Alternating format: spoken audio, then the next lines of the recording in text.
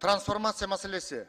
Дагы бир жолу айткым келип атат. Трансформация маселеси региондордо өтө чоң көйгөйгө айланып баратат. Алмаз Акунжанович, президентибизге чейин кайрылып айтыңызчы. Жанагы бийикке өсүү боюнча өкмөттүн планы бар экен. Ал жакта жанагы таштак, кайрак жерлер турат.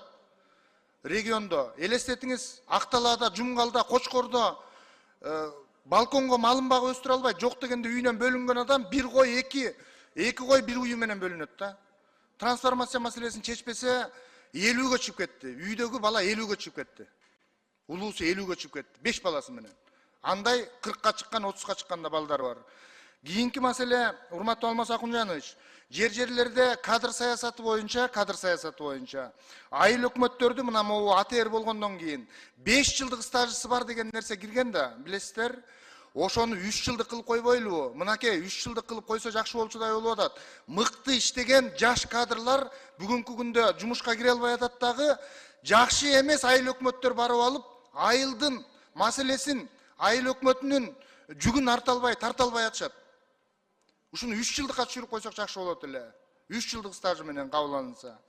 Үчүнчү маселе, могу бийик тоолуу аймакта төрөлгөн кыздар турмушка бийик тоолуу жанагы коэффициенти жок аймакка турмушка чыгып калат дагы, жанагы мурдагы төрөлгөн айылы менен пенсияга чыга албай калып атат да. Ал ошол жерде турмуш куруп, бала төрөп, өмүр бою ошол айылда болуп атпайбы? Бийик тоолуу аймакта болуп атпайбы? А төрөлгөнү бийик тоолууга кирбей калган жерде төрөлгөн да. Ушуну пенсияга карап коюшубуз керек болуп атат. Төртүнчү маселе, могу мектептеги, жалпы эле республиканын мектебиндеги тех кызматкерлердин айлыктарын көтөрүп койбосок болбойт.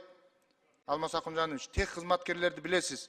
Көшөгөнүн артындагы кызматкерлер бүгүнкү күндө айлык маяналары көтөрүлбөй атат.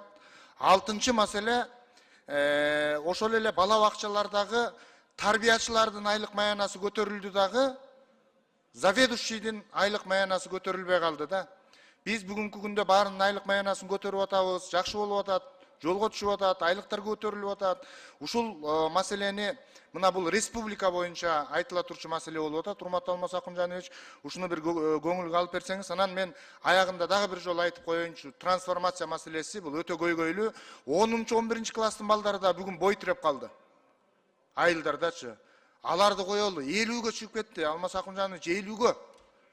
Улуу баласы 50-гө, 5 баласы бар. Ушул трансформация маселесин могу катаал шарттагы бийик тоолуу аймактагы региондогу жашаган жактарга өйдөгө өсүү менен эмес эле трансформация маселесине кол коюлуп калса жакшы болот эле. Рахмат.